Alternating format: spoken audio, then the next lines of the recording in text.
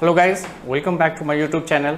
आज इस video lecture में हम लोग डिस्कस करने जा रहे हैं एनसीईआरटी के एक्सरसाइज के सॉल्यूशन के ऊपर। वैसे इस चैप्टर का भी नाम सॉल्यूशन ही है, लेकिन उसका हम क्या देखेंगे, सॉल्यूशन देखेंगे। तो सॉल्यूशन दो तरह के होते हैं, आपको पता है क्या? किस तरह दो तरह के सॉल्यूशन होंगे? एक जो बेटा क्वेश्चन दिया जाता है और उसका आप आंसर देते हो तो उसे भी हम लोग सॉल्यूशन कहते हैं, और दूसरा सॉल्यूशन जो आपका चैप्टर है मतलब होमोजेनस मिक्सचर। तो चैप्टर का नाम भी सॉल्यूशन है और इसी सॉल्यूशन चैप्टर का हम लोग सॉल्यूशन बनाने जा रहे हैं। तो इंटरेस्टेड बात ये है कि एनसीईआरटी का जो एक्सरसाइज का क्वेश्चन है उसको हम लोग पार्ट बाय पार्ट डील करने जा रहे हैं इस वीडियो लेक्चर से। तो चलते हैं guys without wasting your time, ठीक है।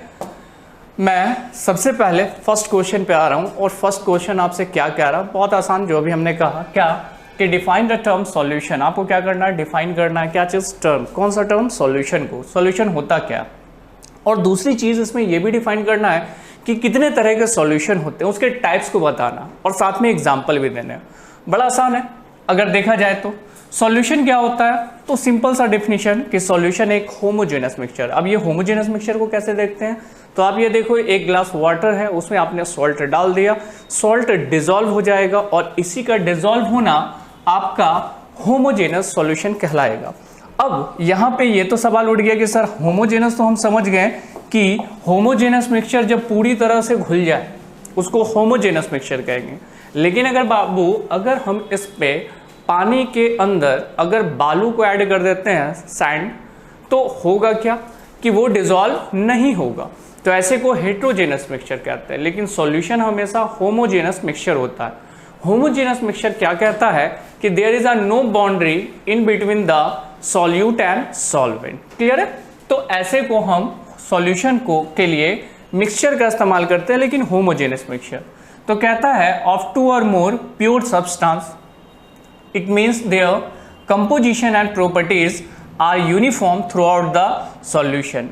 यूनिफॉर्म कहने का मतलब है कि अगर आपने इसमें नमक मिलाया है तो जब नमक डिजोल्व हो जाएगा तो साल्टनेस जो वाटर का होगा वो एट द बॉटम आप चेक करो तो वही रहेगा, एट द सरफेस आप चेक करो तो वही रहेगा, मतलब इक्वली डिस्ट्रीब्यूटेड होगा। तो इसलिए कह रहा है यहाँ पे ये जो टर्म का uniform throughout the solution. आगे कहता है there are type of components in the solution that is solute and solvent.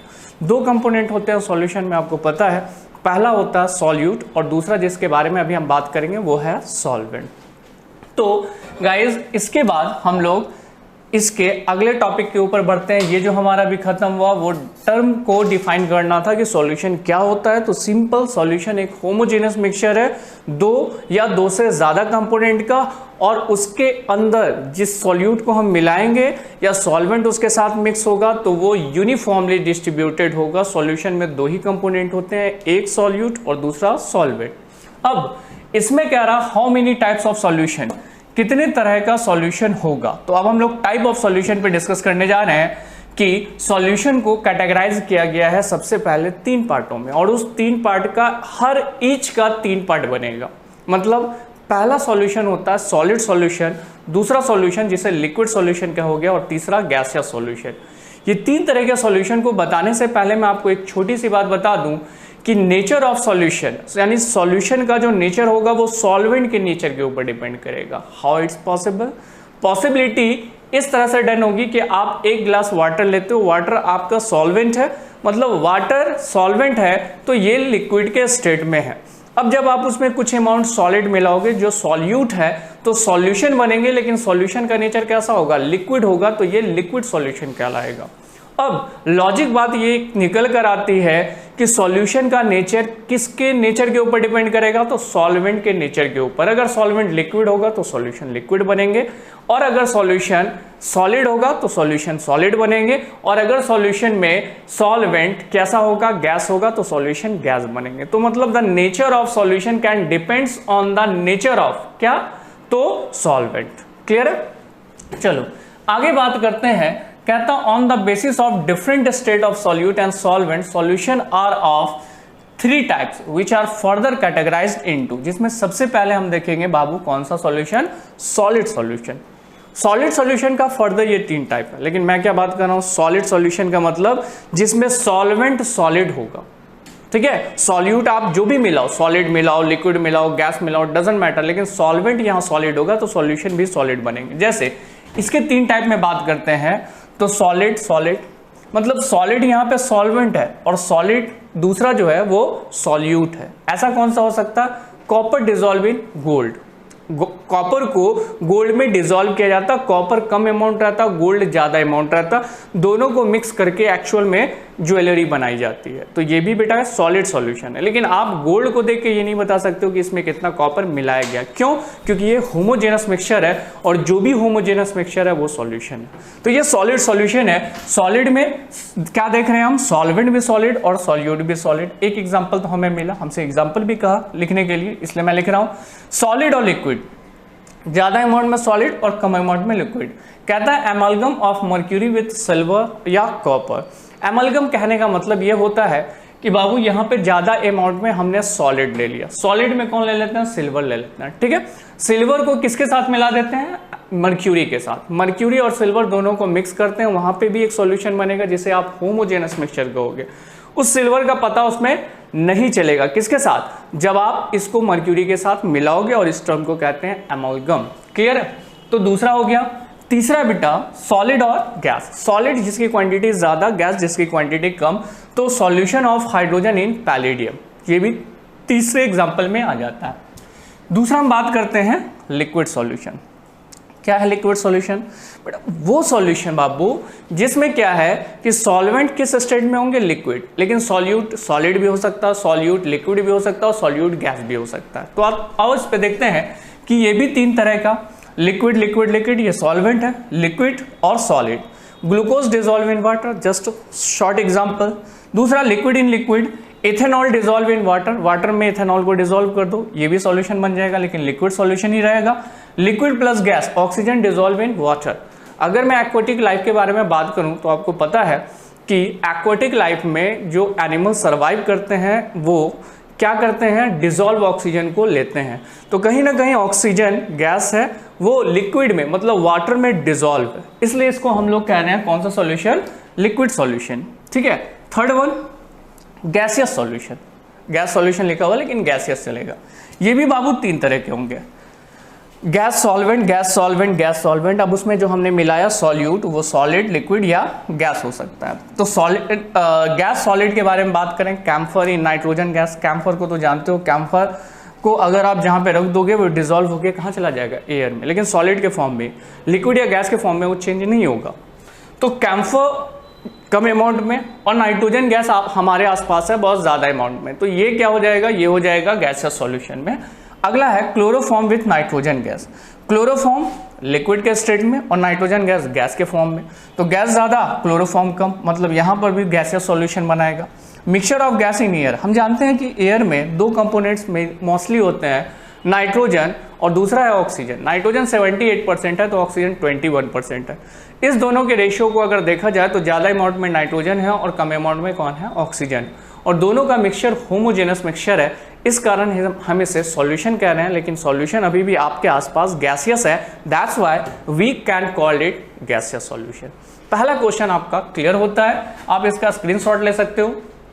चलो स्क्रीनशॉट लेने के बाद हम लोग जस्ट इसके आगे बढ़ते हैं सेकंड क्वेश्चन की तरफ। सेकंड क्वेश्चन क्या था? Give an example of solid solution in which the solute is gas. एक एग्जांपल दीजिए। अभी हम लोग बोर्ड के पहले भी हम लोग ये देख रहे थे कि आपको क्या देखना है यहाँ? सॉल्यूट का नेचर कैसा होगा? गैस का होगा, लेकिन सॉल्यूशन कैसे होंगे? सॉलिड होंगे। तो आप ऐसे ही समझ लो कि एग्जांपल में कौन हो जाएगा? Solution of hydrogen in palladium. आप देख लो, मैं जो बता रहा हूं कि इसके बारे में थोड़ा डिस्क्रिप्शन डाल देते हैं। क्या है डिस्क्रिप्शन? ध्यान देना, हाइड्रोजन ये दिख रहा है, गैस है हाइड्रोजन, और ये है पैलेडियम, जो पैलेडियम आपको दिख रहा। जैसे आप इस गैस को, कौन से गैस को? हाइड्रोजन गैस को। इस हाइड्रोजन गैस को मैं इस कंटेनर में डाल रहा हूं और इस कंटेनर का अभी प्रेशर ऑब्जर्व कर रहा हूं एक इंस्ट्रूमेंट लगा करके कि इसके अंदर प्रेशर क्या हो रहा है।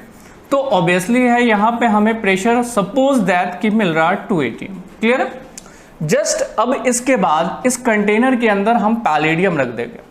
जैसे आप पैलेडियम रखोगे, ये पैलेडियम क्या करेगा? इस हाइड्रोजन गैस को अपने साथ क्या कर देगा, एब्जॉर्ब कर करके इसके साथ डिसॉल्व हो जाएगा, मतलब हाइड्रोजन पैलिडियम में चला जाएगा। पैलिडियम किस फॉर्म में है, पैलिडियम सॉलिड के फॉर्म में आपको दिख रहा, और हाइड्रोजन किस फॉर्म में है, वो तो दिख ही रहा होगा कि गैस के फॉर्म में।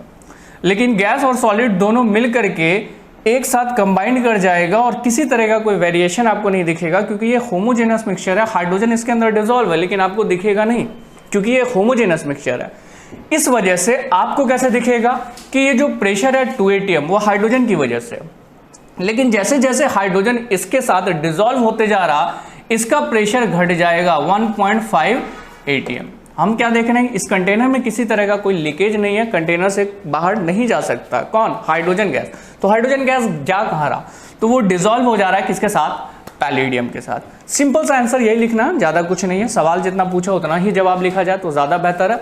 आप बाबू इसका स्क्रीनशॉट लोगे। सेकंड क्वेश्चन की कहानी खत्म, यानी 2 क्वेश्चन हमारा सॉल्व हो गया। तीसरे क्वेश्चन की तरफ बढ़ते हैं, थोड़ा ब्रॉड होगा थर्ड क्वेश्चन, क्योंकि थर्ड क्वेश्चन में जो आपसे पूछा जा रहा है वो डिफाइन करने के लिए पूछा जा रहा है कि फॉलोइंग टर्म्स को आप डिफाइन करो, जिसमें आपका पहला मोल फ्रैक्शन, दूसरा है मोलैलिटी, तीसरा है मोलैरिटी और फोर्थ है मास परसेंट। तो इसमें सबसे पहले हम लोग डिस्कस करते हैं किसके बारे में, मोल फ्रैक्शन के बारे में। ये जो मोल फ्रैक्शन आपको डिफाइन हो रहा है, बहुत सिंपल सा इसका डेफिनेशन बना रहा है कि ये जो होता है ये रेशियो होता है किसके किसके बीच का, ratio of the number of moles of one component then the solute and solvent to the total number of all the component present in the solution. यही है गाइस आपका मोल फ्रैक्शन। आते हैं इस मोल फ्रैक्शन को फिर से समझने के लिए, तो हमारे पास लॉजिक टर्म ये है कि ये आपका बना है सॉल्यूट, सही है, मोल फ्रैक्शन समझ रहे हैं, और ये है बच्चा क्या, सॉल्वेंट। वैसे आप समझे हुए ही होंगे, लेकिन मैं फिर भी एक बार एक्सप्लेन कर दे रहा हूँ सॉल्यूट को और सॉल्वेंट को। सॉल्यूट आप जानते हो वो जो कम अमाउंट में लिया जाए, लेकिन सॉल्वेंट वो जो ज़्यादा अमाउंट में लिया जाए। तो ज़्यादा अमाउंट में वाटर आपको दिख रहा है तो ये सॉल्वेंट है, और कम अमाउंट में सॉल्यूट है। क्लियर है। अब सॉल्यूट का मोल निकालते हैं। बाबू मोल को हम लोग स्मॉल एन से रिप्रेजेंट करते हैं, और मोल निकालने का फॉर्मूला होता है W/m। इसका भी वैसे ही मोल निकालेंगे, n = W/m। अब एक मेरी बात समझना, छोटा सा बात है कि सॉल्यूट हमेशा सेकंड कंपोनेंट होता है, सॉल्वेंट हमेशा फर्स्ट कंपोनेंट होता है। इसलिए सॉल्वेंट को हम रिप्रेजेंट करेंगे A से और सॉल्यूट को रिप्रेजेंट करेंगे B से। तो यहां बन जाता है NB/NA, मतलब मोल A जहां लिखा हुआ आप डिसाइड कर लेना सॉल्वेंट है, और NB लिखा हुआ मतलब सॉल्यूट है। तो given weight upon molar mass, given weight upon molar mass, ये तो 11th में भी आपको पढ़ना था, आपने पढ़ा होगा। कुछ नहीं करना, मोल निकालने के लिए जो गिवन वेट दिया रहता है उसको मोलर मास से हम डिवाइड कर देते हैं तो आपका मोल आ जाता है। कोई न्यूमेरिकल्स नहीं है, इसलिए मैं ऐसे ही डिफाइन कर रहा हूँ। अगर मुझे मोल फ्रैक्शन निकालना है तो मोल फ्रैक्शन को रिप्रेजेंट करने के लिए हम लोग x का इस्तेमाल करते हैं। तो आप यहाँ पे साइड में लिख सकते हो कि mole fraction can be represent as x।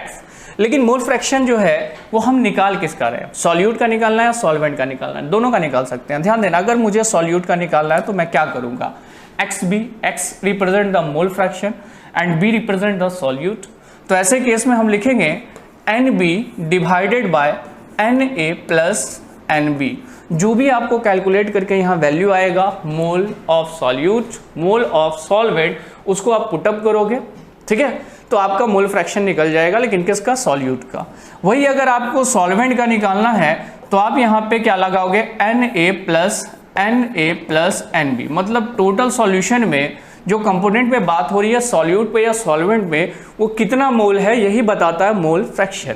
और एक और छोटी बात वो ये है कि जब मोल फ्रैक्शन के वैल्यू को XA+XB बाइनरी सॉल्यूशन के लिए अप्लाई होता है कि XA+XB को आप जोड़ दोगे तो इसकी वैल्यू ऑलवेज क्या रहेगी, 1 रहेगी। ठीक है, यही है guys mole fraction. Mole fraction आपका क्लियर हुआ। जल्दी से आप इसका स्क्रीनशॉट लोगे, इसके बाद मैं आगे बढ़ रहा हूँ जस्ट। ठीक है, चलो हो गया होगा स्क्रीनशॉट। स्क्रीनशॉट में तो ज़्यादा वक्त नहीं लगता है। तो ये हमारा मोल फ्रैक्शन कंप्लीट हुआ। आगे मैं बात करूंगा जस्ट इसके बाद जो हमारा क्या है, मोलैरिटी। ठीक है, नेक्स्ट है मोल फ्रैक्शन खत्म, अगली बारी किसकी, मोलैरिटी की।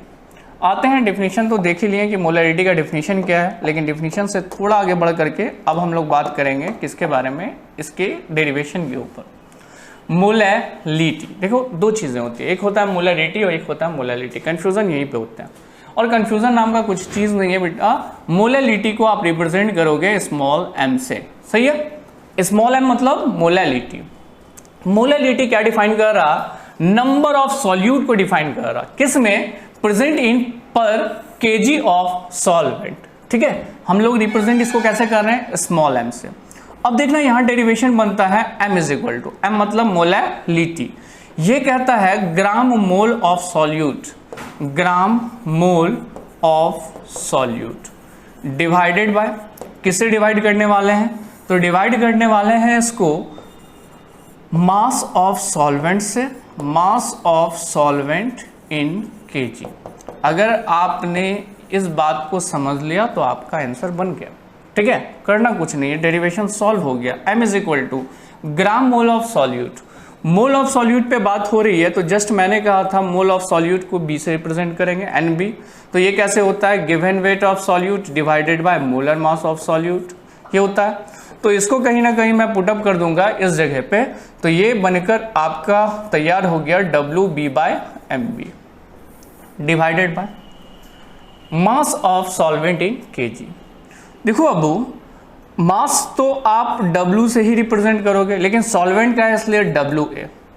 लेकिन बाय द वे अगर ये ग्राम में दिया गया है, केजी में नहीं है, ग्राम में है, तो यहां पर आप क्या करोगे? 1000 से डिवाइड करोगे। कब? जब आपका सॉल्वेंट किस में दिया हो?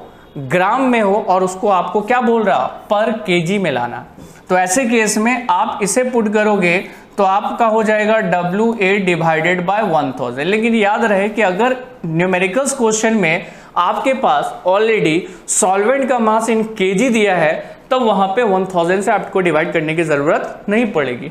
मतलब ओवरऑल जो हमारा डेरिवेशन बन के आया है वो बनकर आया WB into 1000 divided by MB into क्या? WA।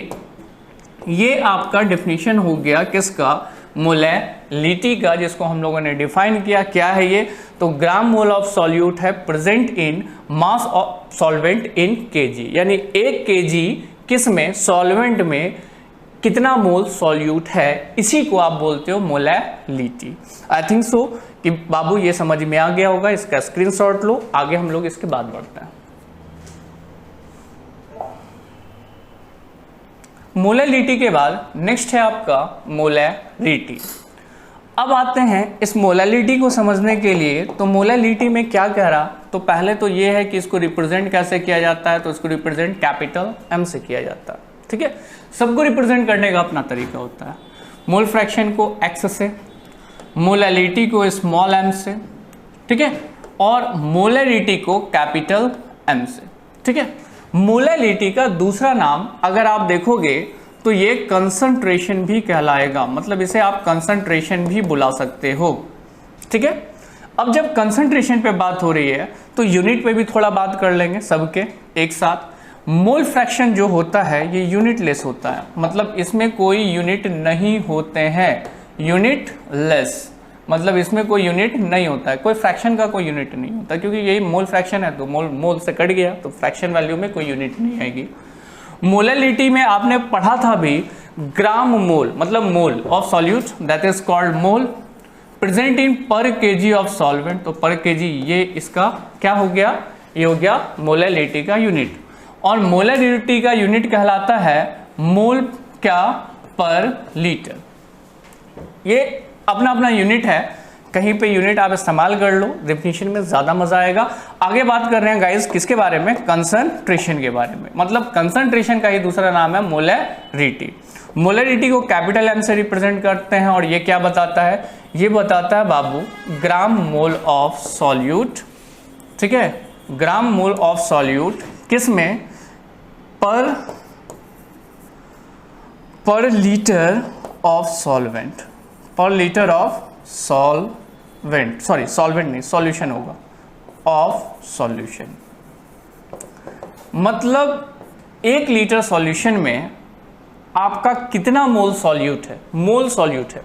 और सॉल्यूट मोल के बारे में बात करें तो NB होता है, और NB आता है guys WB divided by MB।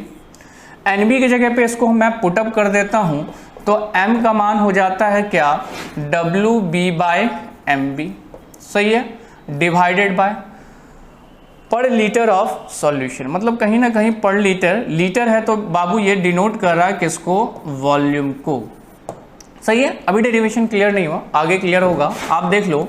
m is equal to क्या हो जाएगा, WB/MB डिवाइडेड बाय V/1000। अब यहाँ पे बात समझना, मैंने 1000 क्यों लगाया यहाँ पे और कब लगाएंगे। जब न्यूमेरिकल्स हम सॉल्व करेंगे तो हम इस बात का ख्याल रखेंगे कि वॉल्यूम अगर ml में दिया गया है तब ये 1000 लगेगा, और वॉल्यूम अगर लीटर में दिया गया है तो 1000 नहीं लगेगा, क्योंकि वॉल्यूम को 1000 से इसलिए डिवाइड कर रहे हैं क्योंकि बाय द वे ml में है तो ये लीटर में चेंज हो जाए। लेकिन लीटर को फिर फर्दर 1000 से डिवाइड करने की जरूरत नहीं है क्योंकि वो ऑलरेडी लीटर में है, तो वहां पे 1000 नहीं लगाएंगे। मोलरिटी का फॉर्मूला आपका बन के निकल गया WB/1000 डिवाइडेड बाय MB/V। ये आपका क्लियर हुआ क्या गाइस, ये आपका सेकंड पहलू क्लियर हो गया। थर्ड है मोलरिटी, जिसे आप दूसरे नाम से बुला सकते हो कंसंट्रेशन, ठीक है। आई थिंक सो यहां तक समझ में आ गया, जल्दी स्क्रीनशॉट लो। अगला मास परसेंट पे आ रहे हैं। इसके बाद लास्ट है हमारा मास परसेंट। मास परसेंट क्या होता है, बड़ा आसान सा चीज है ये, सिंपल कहता है, it may be defined as the mass of solute पर 100 ग्राम ऑफ सॉल्यूशन, इसी को हम लोग कहते हैं मास परसेंट। एक और तरीका है आपको समझने का मास परसेंट, अपने लैंग्वेज में समझो तो ज़्यादा अच्छा है।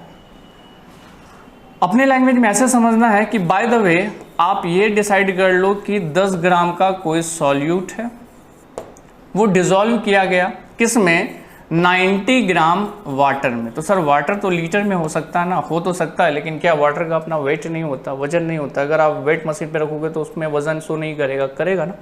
तो वैसे ही 90 ग्राम वाटर और 10 ग्राम सॉल्यूट को मिला करके क्या बना दिया गया, 100 ग्राम का सॉल्यूशन बनाया गया। क्लियर। मैं ये कहूँ कि ये जो सॉल्यूशन है, इस सॉल्यूशन पे अब बात आ रही है कि 100 ग्राम का जो आपने सॉल्यूशन बनाया है, इसमें सॉल्यूशन में सॉल्यूट कितना परसेंट है या वाटर कितना परसेंट है। तो इसको निकालना बड़ा आसान है, इसको हम लोग कहते हैं मास परसेंट। लेकिन निकाल किसका रहे हैं, आपके पास दो कंपोनेंट है, पहला कंपोनेंट सॉल्यूट है और दूसरा कंपोनेंट सॉल्वेंट है। तो ये डिपेंड करता है आपके कंपोनेंट के ऊपर। तो यहाँ पे कंपोनेंट में अगर सॉल्यूट का निकालना है तो सॉल्यूट लिखोगे, और अगर सॉल्वेंट का निकालना है तो सॉल्वेंट लिख देना, इजी है। मास परसेंट ऑफ कंपोनेंट, तो यहाँ पर क्या हो जाएगा, mass of component divided by mass of solution into 100। Clear है। Mass of component, mass percent of component में अगर मुझे सॉल्यूट का निकालना है तो मैं सॉल्यूट का लिखूंगा, और अगर सॉल्वेंट का निकालना है तो सॉल्वेंट का लिखूंगा। ये डेरिवेशन कंप्लीट हो गया। लेकिन बाय द वे अगर आपको क्वेश्चन जानना है सॉल्यूट का, तो मास परसेंट ऑफ यहाँ पे क्या लिख देंगे, सॉल्यूट लिख देंगे। ऐसे केस में हो जाएगा मास ऑफ कंपोनेंट, मतलब सॉल्यूट कंपोनेंट कितना ग्राम है, 10, कितने में, सॉल्यूशन कितना है 100, इंटू क्या हो जाएगा 100, तो यही कट के आ जाएगा आपका क्या 10%। क्लियर है। और इसको हम लोग रिप्रेजेंट करते हैं W/W परसेंट से, किसको, मास परसेंट को। ठीक है। तो आई थिंक सो ये क्वेश्चन नंबर 3 चल रहा था। ये 3 का जो भी डेफिनेशन था 4 का, mole fraction, molarity and mass percent, ये चारों क्लियर हुआ। ठीक है। इसका स्क्रीनशॉट लेंगे आप।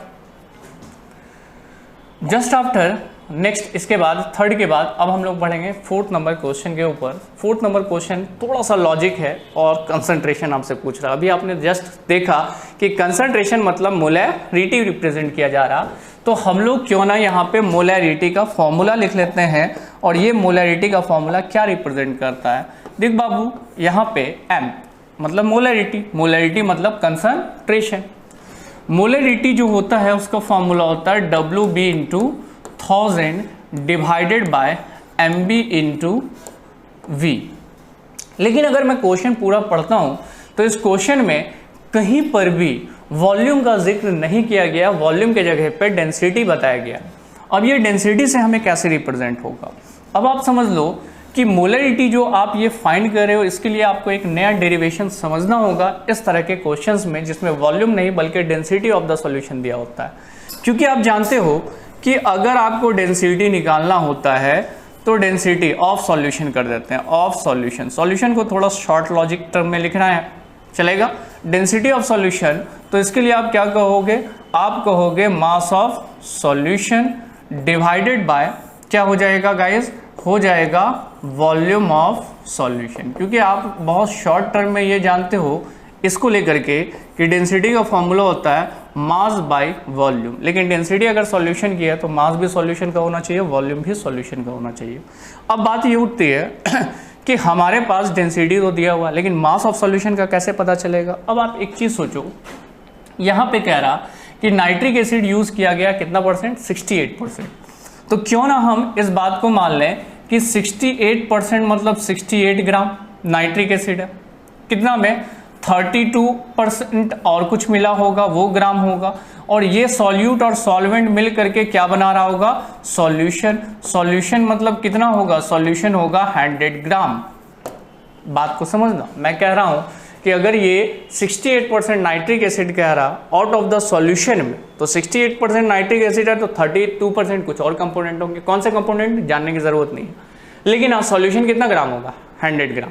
या मैं ये कहूं कि 100 ग्राम सॉल्यूशन में 68% नाइट्रिक एसिड है तो 100 ग्राम सॉल्यूशन में कितना हो जाएगा, 68 ग्राम हो जाएगा। जस्ट उसी को, क्योंकि सॉल्यूट और सॉल्वेंट को जोड़ करके आपका सॉल्यूशन बनता है। अगर सॉल्यूशन आपका 100 ग्राम का है तो आपका सॉल्यूट 68 ग्राम का होगा, ये फाइंड कर रहा है। तो सर सॉल्यूट तो कम होता है ना, बट क्वेश्चन ऐसा नहीं बना रहा है। अगर इसको आप सॉल्वेंट मान के चलोगे तो एनसीईआरटी से आपका आंसर मैच नहीं करेगा। इसको सॉल्यूट ही मान करके चला गया, लेकिन भले ही ये कंपोनेंट क्या है, ज़्यादा आपको मिल रहा। क्लियर। चलो आगे आते हैं कि यहाँ पे कह रहा सॉल्यूशन 100 ग्राम है, और ऐसे केस में अगर मैं बात करूँ वॉल्यूम निकालने का फॉर्मूला, तो वॉल्यूम निकालने का फॉर्मूला हो जाएगा गाइज क्या, मास बाय डेंसिटी। डेंसिटी तो हमारे क्वेश्चन में दिया रहता है ऐसे में। मास क्या हो जाएगा, वॉल्यूम के लिए मास हो जाएगा 100 ग्राम अपॉन डेंसिटी। मतलब वॉल्यूम की जगह पे आप इस फॉर्मूले का इस्तेमाल कर सकते हो, ठीक है, इस फॉर्मूले का। कहाँ, इस वॉल्यूम की जगह पे। तो अगर बाय द वे मैं इसको हटा रहा हूँ, अगर बाय द वे मैं इसकी जगह पे ये पुटअप कर दूँ, किसको, तो इस वॉल्यूम की जगह पे इसको पुटअप कर दूं, तो मोलरिटी का नया डेरिवेशन बन के आ जाएगा WB इंटू 1000 डिवाइडेड बाय क्या हो जाएगा गाइस, MB इंटू V, और V की जगह पे मैं क्या लगाऊंगा, 100/D। तो 100/D जैसे मैं पुटअप करता हूं यहाँ पे, आपको ओवरऑल क्या मिलेंगे, आपको ओवरऑल मिलेंगे M is equal to WB into 1000 into density divided by MB into 100। ये जो अभी मैं डेरिवेशन बता रहा हूँ, आगे आने वाले सारे न्यूमेरिकल्स में अगर इस तरह का न्यूमेरिकल्स होगा तो डायरेक्ट ये फॉर्मूला लगाना। 100 से ये कट गया, ओवरऑल आपका बनकर निकलता है WB into 10 into density divided by MB। ये आपका डेरिवेशन इस क्वेश्चंस के अकॉर्डिंग बन गया। ठीक है, आप जल्दी से इसका screenshot low. I think so आपको समझ में आया होगा, और ये फॉर्मूले का इस्तेमाल करेंगे मोलरिटी निकालने के लिए। हो गया गाइस, चलो इसको क्लियर करते हैं हम लोग। और हमारे पास जो डेरिवेशन आया था उसको फिर से लिख देते हैं। क्या डेरिवेशन फाइनली आया कंसंट्रेशन का, फाइनली कंसंट्रेशन का आया WB into 10 into density divided by MB। तो अब हम क्वेश्चंस में से इन सारी चीज़ों को कलेक्ट करेंगे और आंसर अपना देखेंगे कि हमारा आंसर क्या आ रहा। जैसे WB, अभी जस्ट मैंने कहा 68% नाइट्रिक एसिड है आउट ऑफ 100 ग्राम सॉल्यूशन, तो 100 ग्राम अगर हम मान रहे हैं तो उसमें से 68% कितना होगा, 68 ग्राम। तो जितना परसेंट दिया गया है 68%, उसको आप ग्राम में चेंज कर लो, कुछ नहीं करना। अगर वहाँ 20% दिया रहता तो 20 ग्राम डाल देते हैं कि मास ऑफ सॉल्यूट। मोलर मास निकालना हमें, लेकिन मोलर मास में कह रहा कौन सा है, नाइट्रिक एसिड। और आपको पता होना चाहिए कि नाइट्रिक एसिड का फॉर्मूला होता है HNO3 और मोलर मास आता है 63। सवाल उठेगा आपका कैसे, क्योंकि अभी आप वीडियो देख रहे हो तो आप सवाल तो ज़रूर करोगे। N14 + 16 × 3, ठीक है, मल्टीप्लाई कर दो, आपका 63 आ जाएगा। सर आपको याद है? हाँ बाबू हमें याद है, इसलिए मैं बना ले रहा हूँ। आपको याद नहीं है इसलिए आपको दिक्कत होगा। चलो 63 आ रहा, और नाइट्रिक एसिड का मोलर मास आ गया। डेंसिटी तो ऑलरेडी क्वेश्चन में गिवन है, कितना है 1.504 ग्राम, ठीक है, पर ml, जो भी लिखा गया है डजंट मैटर। इसको हम लोग इस जगह पे अरेंज कर देंगे और हमारा आंसर हमारे हाथ में। अरेंज करते हैं तो WB की जगह पे इसको पुटअप करते हैं तो क्या हो जाता है 68 इंटू 10 तो लगेगा ही लगेगा 10। डेंसिटी कितनी दी गई है यहाँ से भी देख लेंगे 1.504 डिवाइडेड बाय मोलर मास क्या है 63। थोड़ा कैलकुलेशन में आगे बढ़ना पड़ेगा। 68 इंटू 15.04 डिवाइडेड बाय 63। तो गाइस मल्टीप्लाई करना है और क्या कर सकते हैं, इसके अलावा तो कोई उपाय है नहीं। ठीक है 15.04 डिवाइडेड बाय 68, 8 चौक 12, 2 3 5 40, 0 4 8 8 4 12।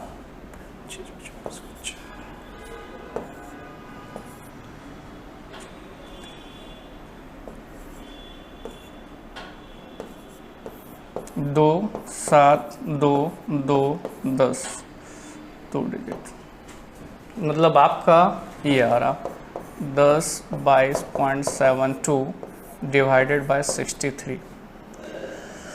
थोड़ा फिर से इरेज करना पड़ेगा। ठीक है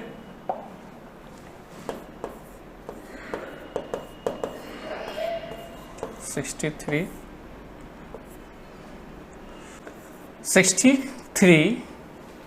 16 टाइम दे देते हैं तो अप्रॉक्सीमेटली 16 × 48 के 8 बाकी 4 80 96 968 16 पॉइंट समथिंग आपका कट के आंसर आएगा। समथिंग इज है नहीं बनी, मैं कैलकुलेटर नहीं हूँ वरना और आपका टाइम जाएगा वीडियो देखने में। ठीक है लेकिन 16 प्लस ही आंसर आएगा क्योंकि कुछ डिजिट और बच रहे हैं, इसलिए आप इस वीडियो को देख चुके हो, समझ चुके हो तो कैलकुलेट भी कर सकते हो। ठीक है चलो यहाँ तक तो हम लोगों ने समझ लिया क्या ये क्वेश्चन आपका सॉल्व। नेक्स्ट टाइम जब भी परसेंट दिया रहेगा और डेंसिटी दिया रहेगा तो आप लॉजिक ये फॉर्मूला लगाओगे किस चीज़ के लिए, कंसंट्रेशन के लिए या मोलैरिटी के लिए। ये यूनिट पे अगर मैं बात करूं तो इसका यूनिट हो जाएगा मोल पर लीटर, और मैं बात करूं तो यूनिट इसका हो सकता है मोल मीटर का क्यूब, ये भी हो सकता है, सॉरी मीटर इनवर्स क्यूब होगा। क्लियर है क्योंकि लीटर को ही मीटर क्यूब से रिप्रेजेंट किया जाता है। हो गया गाइस, इसका जल्दी में आप स्क्रीनशॉट लो। जस्ट इसके बाद हम लोग 5th क्वेश्चन की तरफ बढ़ रहे हैं एनसीईआरटी का, लेकिन याद रहे कि ये फॉर्मूला आपको कहाँ पे लगाना है और वो फॉर्मूला कहाँ पे लगाना है। ये फॉर्मूला तब लगेगा जब आपका डेंसिटी गिवन होगा और in the form of percent दिया रहेगा। जल्दी से आप इसका स्क्रीनशॉट लो। स्क्रीनशॉट हो गया गाइस। जस्ट इसके बाद हम लोग 5th क्वेश्चन पे डिस्कस कर रहे हैं, क्वेश्चन नंबर 5। थोड़ा बड़ा क्वेश्चन होगा क्योंकि 3 चीजें एक ही क्वेश्चन में मेंशन करनी है आपको, मोलैरिटी और mole fraction. Numerical based question है बट टाइम नहीं लगेगा। मैं सबसे पहले इसके में मोलैरिटी फाइंड करना चाह रहा हूँ। क्यों? क्योंकि अभी जस्ट जो 4th नंबर क्वेश्चन है सेम टाइप का लॉजिक लगा दो आपका आंसर आ गया। और यहाँ पर इस क्वेश्चन में अगर आप देखो तो दिया गया है फिर से आपका डेंसिटी, क्या रहा ना, if the density of the solution, और परसेंट में दिया गया।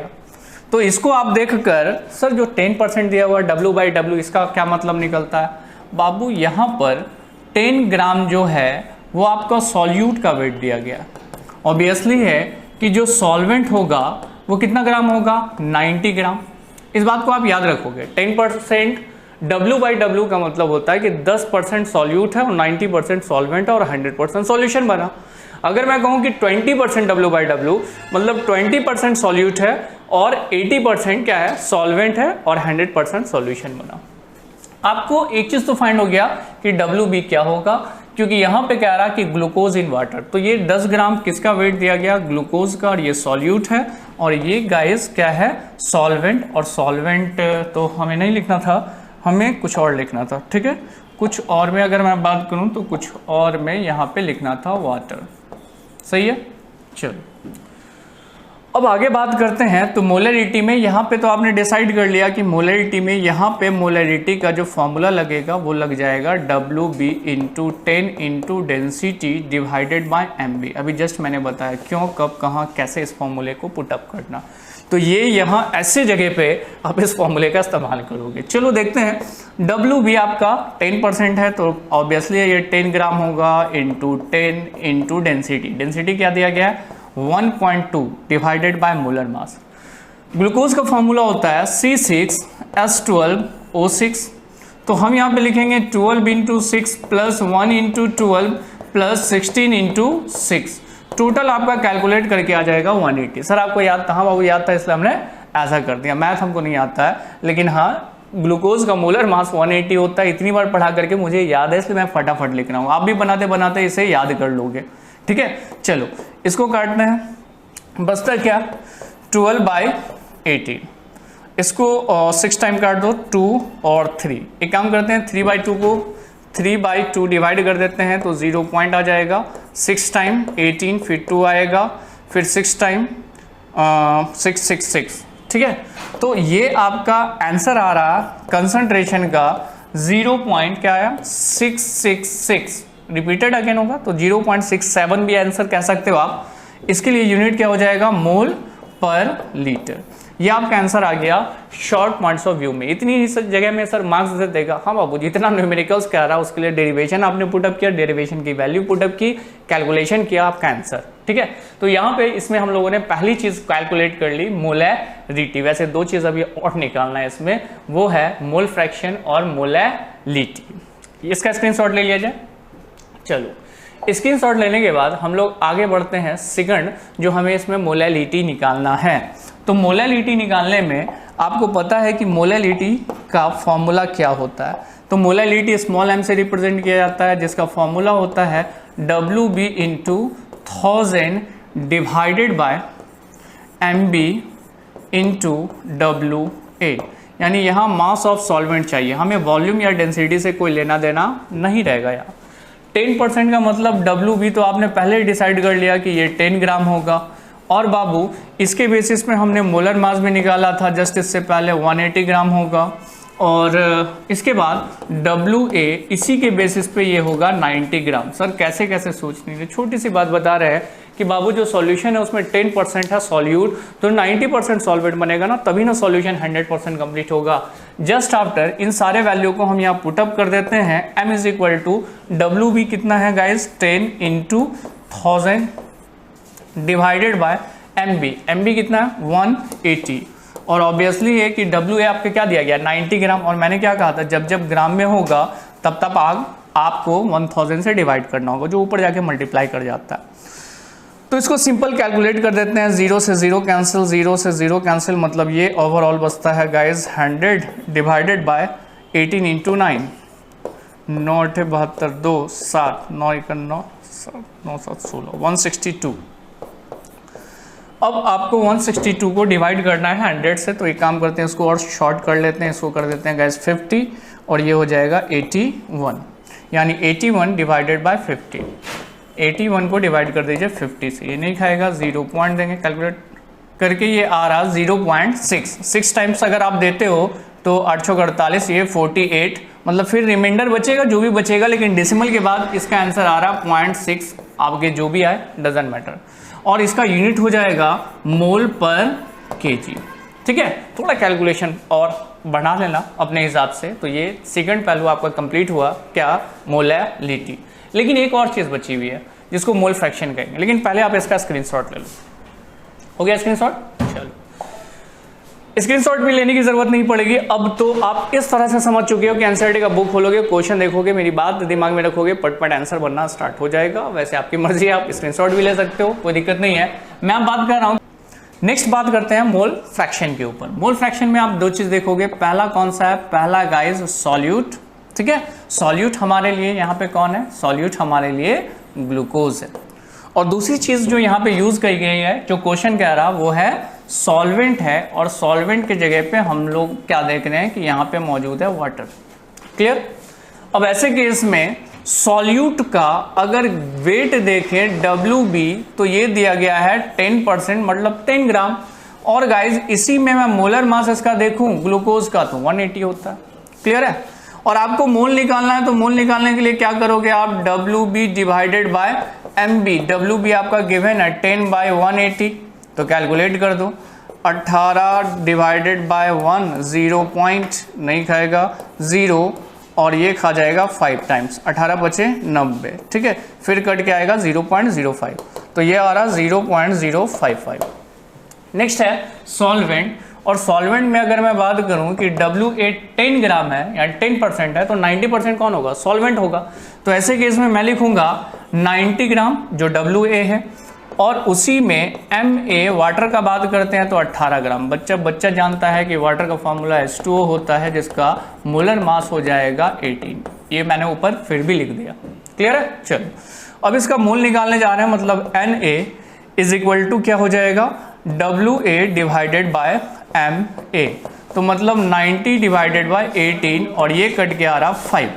क्लियर? दोनों का मोल आ चुका है, एक सॉल्यूट का मोल आ चुका है, एक सॉल्वेंट का मोल आ चुका है। अब मैं निकालने जा रहा हूं मोल फ्रैक्शन।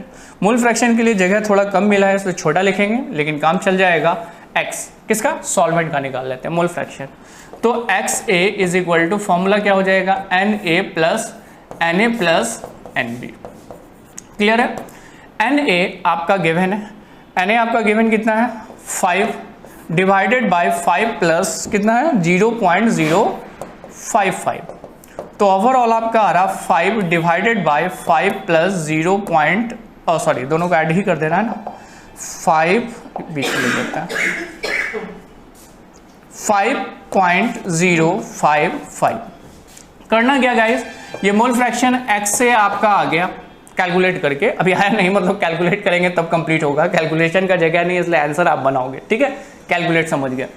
Na जिस तरह से हमने मोल फ्रैक्शन A का निकालना है, सेम कंडीशन पे आप और निकालोगे, लेकिन किसका, इस बार XA का नहीं बल्कि XB का निकालोगे, और XB का निकाल करके लिखोगे NB divided by Na plus NB। दोनों का मान आपका आ चुका है मोल का, एक जो आपको यहाँ दिख रहा जो किसका है, Na का है, और दूसरा क्या है NB का। दोनों को रख के कैलकुलेट करोगे, और XA प्लस XB के बारे में मैंने कहा था कि दोनों का जोड़ XA प्लस XB का जोड़ हमेशा 1 रहेगा, और दोनों को जोड़कर देख लेना, आपका 1 आ रहा, मतलब आपका मोल फ्रैक्शन भी आंसर आ चुका। ठीक है, तो आज का वीडियो लेक्चर हम लोग यहीं पे खत्म करते हैं। नेक्स्ट वीडियो लेक्चर में फिर से हम लोग मिलते हैं अगले क्वेश्चन के साथ, मतलब 5 के बाद 6, 7, 8, 9, 10 जो भी क्वेश्चन है उन सब क्वेश्चन के साथ। तो आज का वीडियो यहीं खत्म होता है। Thank you and bye.